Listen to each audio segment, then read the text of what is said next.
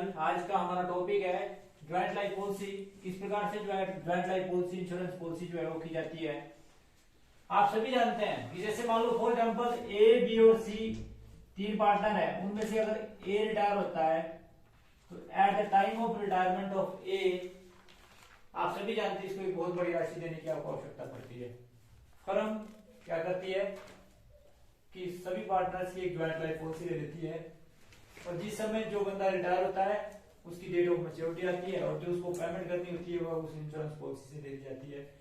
ऐसा इसलिए किया जाता है ताकि बिजनेस के ऊपर इसका कोई इफेक्ट ना पड़े। तो बात आती है कि इस प्रकार से जो है वो ज्वाइंट लाइफ पॉलिसी की लेखा पुस्तकों में एंट्री करते हैं। मान लो फॉर एग्जांपल आपके पास ए बी सी तीन ही पार्टनर थे और उनका प्रॉफिट शेयरिंग रेशियो था 5:4:3। ए रिटायर होता है पार्टनरशिप फर्म में, जिस समय वह रिटायर होता है तो आपने इंश्योरेंस पॉलिसी ली थी 60,000 की और 60,000 में जब बंदा ए रिटायर होता है तो उसकी सरेंडर वैल्यू है 12,000। तो इस प्रकार किस प्रकार से जो है जो सरेंडर वैल्यू है उसको किस प्रकार से एडजस्ट किया जाएगा, ध्यान रखें इस बात का। जिस प्रकार से आप गुडविल की ट्रीटमेंट करते थे बिल्कुल वैसी ही ट्रीटमेंट इसके अंदर की जाती है। अर्थात जिस बंदे ने गेन किया उसकी कैपिटल को डेबिट कर दो और क्रेडिट करना है उसकी कैपिटल को जो बंदा रिटायर हो रहा। तो जैसे मैंने आपको बताया कि ए रिटायर हो रहा तो क्लियर सेकंड इंडिकेशन है कि अगर ए रिटायर हो रहा है तो इसका मतलब है कि जो गेन होगा वो बी और सी को होगा। तो एंट्री करेंगे C is capital account debit, B is capital account debit और टू ए इज कैपिटल जो इस प्रकार से जो है लेखा पुस्तकों में इसकी एंट्री कर दी जाएगी। जिस बंदे ने गेन किया उनकी कैपिटल को डेबिट और जिसने बंदे ने सैक्रिफाइस किया उसकी कैपिटल को क्रेडिट। आप सभी जानते हैं, मान लो फॉर एग्जांपल आपने ज्वाइंट लाइफ पॉलिसी तो 60,000 की ली, परंतु जब बंदा ए जो है रिटायर हुआ तो उस समय सरेंडर वैल्यू 12,000 थी। तो 12,000 में किसका हिस्सा जी, जो बंदा रिमेनिंग बचा उसका हिस्सा है 5/12। 5/12 का मतलब है ये आपका 5,000 आया। तो 5,000 की राशि को इसके गेनिंग रेशियो में मान लो फॉर एग्जांपल इसका गेनिंग रेशियो जो इक्वल आता है तो इसका मतलब है कि इसको इक्वली देंगे। तो ये 5,000 और इक्वली मतलब है 25,000, 2,500 और 2,500 जो है वो इस प्रकार से जो है गुडविल में हिस्सा दिया जाएगा being share of joint life policy adjusted in gaining ratio. तो जैसे कैसे हम इसका प्रैक्टिकल करेंगे इससे थोड़ा आपको क्लियर हो जाएगा। मैंने आपको बताया कि ज्यादा अंतर कोई नहीं कि गुडविल की तरह इसकी ट्रीटमेंट करते हैं। गुडविल की ट्रीटमेंट कैसे करते थे वो भी आपने देखा था कि जिन बंदों ने गेन किया उसकी कैपिटल को डेबिट और जिसने सैक्रिफाइस किया उसकी कैपिटल को, जिसने जो बंदा रिटायर हुआ उसकी कैपिटल को क्रेडिट करते हैं। अंतर केवल मात्र इतना है कि ये ज्वाइंट लाइफ पॉलिसी है वो गुडविल थी। ट्रीटमेंट बिल्कुल एक ही तरह है, बिल्कुल वैसी है ट्रीटमेंट की जाती है। मैंने आपको बताया कि आपने कितने की इंश्योरेंस पॉलिसी वो मैटर नहीं करती है। आप बात आती है कि सरेंडर वैल्यू क्या है जिस बंदे की रिटायरमेंट हो उस टाइम में, तो किस प्रकार से इसकी लेखा पुस्तकों में एंट्री करते हैं, इस प्रकार से इसको दिखाया जाएगा। ठीक है, एक प्रैक्टिकल करते हैं जिससे 32. The balance sheet of A, B and C on 31st December 2014. The date of A retirement was as follows. आपके पास एडिशनल इन्फॉर्मेशन दी है, गुडविल दी है 21,000, लैंड एंड बिल्डिंग जो है वो अप्रिशिएट हुई 10,000 से, इसी प्रकार से जो प्लांट एंड मशीनरी रिड्यूस हुई 23,000 से। प्रोविजन बनाया आपने 5% on bad debts and doubtful debts, create a provision 700 on creditors. ये बोलता एंटायर सम जो है मिस्टर ए को जो है brought in by B and C in such a manner that capital are in the proportion of their new profit sharing ratio in equal ratio. ठीक है जी, द रिमेनिंग पार्टनर्स जो है not show the goodwill asset and prepare revaluation account, partners capital account और balance sheet. किस प्रकार से इस क्वेश्चन को करेंगे, सबसे पहले रिवैल्यूएशन अकाउंट प्रिपेयर करना है। रिवैल्यूएशन की डेबिट में डीआर शब्द का प्रयोग किया जाएगा और क्रेडिट में सीआर शब्द का प्रयोग किया जाएगा। पहला कॉलम पर्टिकुलर का amount in rupees, particular amount in rupees. सबसे पहले आप सभी जानते हैं कि आपकी लैंड एंड बिल्डिंग अप्रिशिएट हुई 10,000 से, तो बाय लैंड एंड बिल्डिंग 10,000। फिर आपने जो है प्लांट एंड मशीनरी जो आपकी रिड्यूस हुई 23,000, मतलब शुरू में आपके पास थी 28,000 की, तो आपके पास जो है वो 5,000 जो है रिड्यूस हुई। इसी प्रकार से प्रोविजन फॉर, अगला जो है create provision for doubtful debts, तो 5% बनाए, 24,000 के 5% बने 1,200। उसके बाद आपके क्रेडिटर कम हुए, क्रेडिटर्स जो है वो 7,000 जो है वो क्रिएट किए, मतलब कि आपका डिस्काउंट मिला आपको तो 700 वो हो गए। तो जब आपने इसका टोटल किया तो इसका टोटल आया 10,700। 10,700 में से आपने 6,200 घटाया तो आपके पास जो है वो 4,500 आया। ये प्रॉफिट हुआ आपको 4,000, प्रॉफिट को 500 को आपने इक्वल प्रोपोर्शन में बांटा, that means that is in equal ratio. That is 1:1:1, 1500, 1500 और 1500। उसके बाद आपके पास कैपिटल का बैलेंस दिया हुआ सबसे पहले, तो कैपिटल का बैलेंस दिया हुआ आपके पास 40,000 ए का, इसी प्रकार से 40,000 जो है वो बी का दिया हुआ है, और 30,000 जो है वो सी का दिया हुआ है। रीवैल्यूएशन का जो प्रॉफिट है उसको आपने ट्रांसफ़र किया 1,500, 1,500 और 1,500। उसके बाद आपने फर्म की गुडविल को बांटा, ये भी इक्वल में बांटा जाएगा क्योंकि इसका गेनिंग रेशियो है। फर्म की गुडविल टोटल जो है वो 21,000 है। 21,000 को आपने 3 से डिवाइड किया, 7,000 आई। जिस बंदे ने गेन किया, गेन किसने किया जी, आप सभी जानते हैं जो बंदा रिटायर हुआ, रिटायर कौन हुआ जी, ए को दिया जाएगा। कौन देगा, बी और सी, जिन्होंने गेन किया और उन्होंने इक्वल प्रोपोर्शन में गेन किया। तो 3,500 एंड 3,500। कैपिटल कम होगी बी और सी की, तो 2 एज कैपिटल गुडविल के लिए 3,500 और 3,500। ऑलरेडी जो गुडविल है वो आपके पास दी हुई है 15,000, इसको आप बांट देंगे तो आपके पास आई 5,000, 5,000 और 5,000। तो इस प्रकार से आपने ऑलरेडी गुडविल को बांट दिया। उसके बाद आपने टोटल किया, टोटल करने के बाद you will find the total of credit side is more than the debit side, और ये आपके पास आया 42,500, ये आपके पास आया 41,500 और ये आपके पास आया 31,500, 31,500। उसके बाद आप सभी जानते हैं कि इसको जो इसका बैलेंस निकाला आपने, तो जो आपके पास बैलेंस आया, बैलेंस निकालने के बाद इसका बैलेंस आया जी आपका 37,500 ए का। और अगर बात करें ये बी की, तो बी का बैलेंस जो है आपके पास 41,500 में से आपने 8,500 घटाया, तो आपके पास इसका बैलेंस जो आपके पास आएगा, आपने सामने पहले टोटल करेंगे, टोटल करने के बाद इसका बैलेंस निकालेंगे 42,500, 41,500 और ये 31,500। तो आपने बैलेंस निकाला, इसका बैलेंस आया जी आपके पास 8,000, इसमें से घटाया 8,500, तो आपके पास आया 33,000। और इसी प्रकार से इसमें से भी आपने 8,500 घटाया, तो आपने 8,500 घटाया तो आपका यह है 24,000। और इस बैलेंस को आप यहाँ ले जाएंगे, सारे बैलेंस को फिर ब्लो डाउन करेंगे क्योंकि आपने कैपिटल को एडजस्ट करना है 37,500, क्योंकि इसका जो टोटल आया था यहाँ, सॉरी आपका ए का जो टोटल है वो उसमें थोड़ी सी गड़बड़ी हुई है, या इसका टोटल जो आपके पास आया टोटल करने के बाद 48,500 और 48,500 घटाने के बाद ये आपका 43,500 आया। बैलेंस जो है वो 43,500 आया। और उसके बाद इसको आप करेंगे तो ये आपके पास फिर इसका बैलेंस लिखेंगे 33,000, 43,500 और ये 24,000 है। फिर आप इसको पेमेंट करेंगे, परंतु पेमेंट करने से पहले आपको क्लियर इंडिकेशन बोला कि total capital of the firm निकालेंगे। 43,500 प्लस 33,000 प्लस 23,000, ये 99,500 आया। इसको इक्वल प्रोपोर्शन में बांटेंगे तो ये आया 49,750 और ये भी 49,750। ये इनकी क्लोजिंग कैपिटल होगी। ए रिटायर हुआ, बी और सी की जो है कैपिटल आएगी 49,750, 49,750।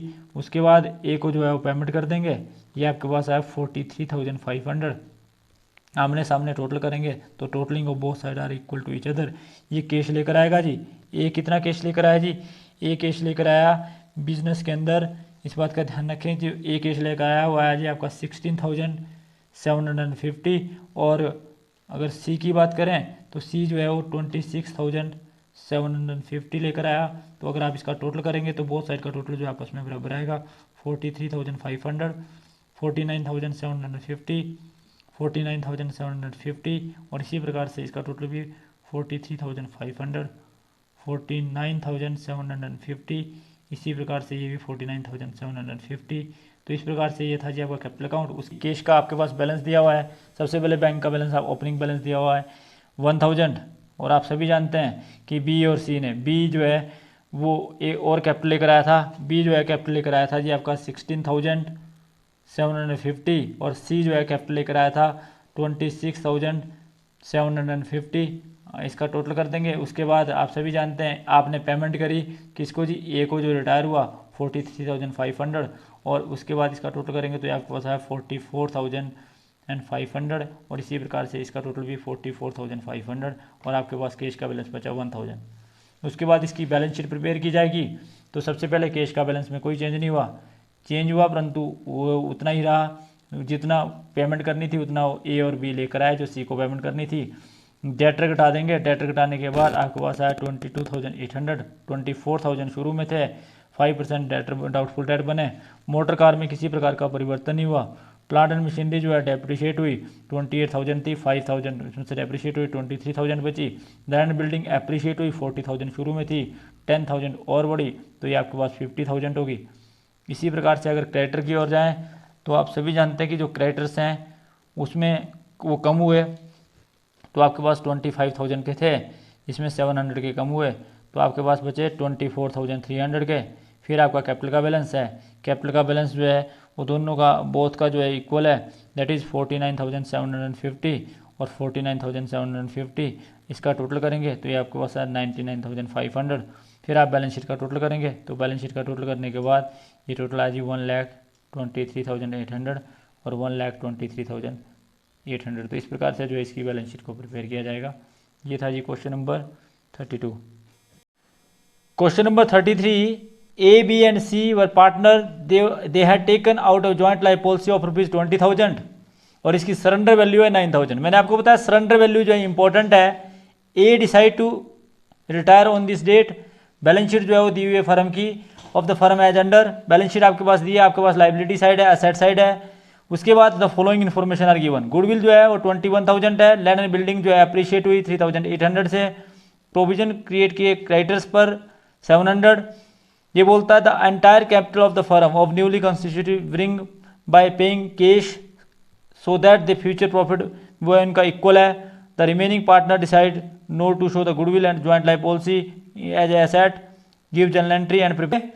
Left hand side debit side, right hand side credit side. पहला कॉलम पर्टिकुलर्स का amount in rupees, particular amount in rupees. हमारे पास लैंड एंड बिल्डिंग दी है, हमारे पास लैंड एंड बिल्डिंग जो है वो बड़ी है 3,800 से और हमारे पास क्रेडिटर कम हुए 700 से, और कोई चीज़ है नहीं, इसलिए इसका टोटल करेंगे तो 4,500 हुआ। इनका जो प्रॉफिट शेयरिंग रेशियो है इक्वल है, गेनिंग रेशियो भी इक्वल है, इसलिए प्रॉफिट को बांट देंगे 1,500, 1,500 और 1,500, टोटल हो गया 4,500। आमने सामने 4,500 और 4,500। फिर आपके पास कैपिटल का बैलेंस दिया हुआ है, ए का कैपिटल बैलेंस दिया हुआ है 40,000,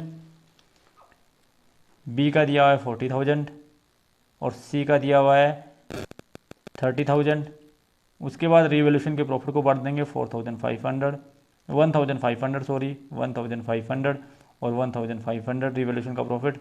उसके बाद ज्वाइंट लाइफ पॉलिसी आप सभी जानते हैं 9,000 की थी, 9,000 में जो बंदा रिटायर हुआ उसका हिस्सा था 1/3 मतलब 3,000 को देंगे, कौन देंगे जी, ए और बी और सी। किसको देंगे, ए को, जो तो आप एंट्री करेंगे बाय बीज कैपिटल और बाय सीज कैपिटल, तो एक इसमें लिखा जाएगा 1,500 और 1,500, ये ज्वाइंट लाइफ पॉलिसी का था। तो ज्वाइंट लाइफ पॉलिसी में कम किसका होगा जी, बी और सी का 1,500 और 1,500। उसके बाद गुडविल में हिस्सा, गुडविल भी फर्म की दी हुई है आपके पास 21,000, इसका हिस्सा है 1/3 मतलब 7,000 को देंगे बी और सी, किस रेशो में जिसमें उन्होंने गेन किया 3,500 और 3,500। इसी प्रकार से जो है और बी और सी की कैपिटल को कम कर दिया जाएगा 3,500 और 3,500, तो जिसके लिए एंट्री करेंगे 2H कैपिटल, गुडविल में हिस्सा। उसके बाद और कोई चीज़ है, गुडविल ऑलरेडी है, ऑलरेडी गुडविल जो है वो 15,000 है, 15,000 को बांट देंगे as per their old ratio 5,000 और 5,000, गुडविल को रिटर्न ऑफ कर दिया। उसके बाद आप टोटल करेंगे, टोटल करने के बाद you will find the total of credit side is more than the debit side 31,500 और ये आपके पास आया 41,500। और अगर इसकी बात करें तो ये आपके पास आया 51,500। फिर उसके बाद इसमें से 5,000 घटाएंगे तो ये इसके लोन अकाउंट में ट्रांसफ़र कर देंगे। When information are not given it will be transfer to as loan account 46,500 और ये आपका टोटल आया 51,500। फिर आपने बी का टोटल किया 41,500 में से ये सारी चीज़ें घटाएंगे तो आपके पास जो है वो आएगा जी आपका 31,500 बैलेंस के डाउन।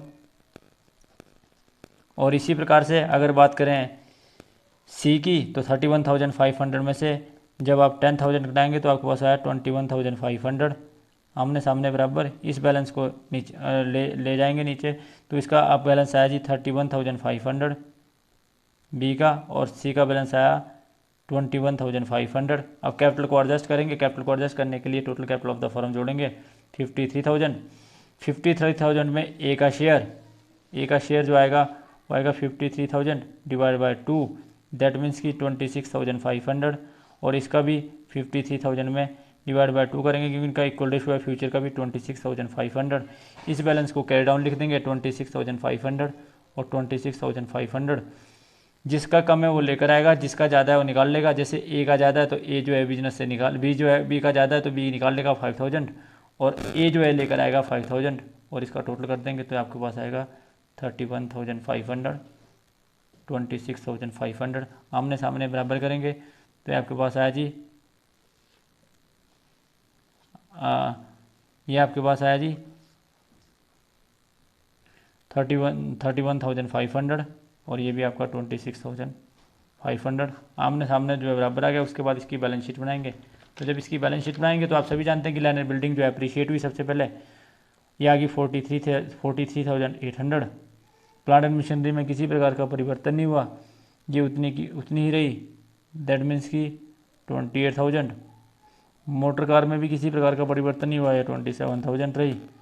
आपके डेटर्स जो है वो 24,000 के 24,000 ही रहे, और कैश एट बैंक जो है इसमें भी किसी प्रकार का परिवर्तन नहीं हुआ है, 1,000 आया।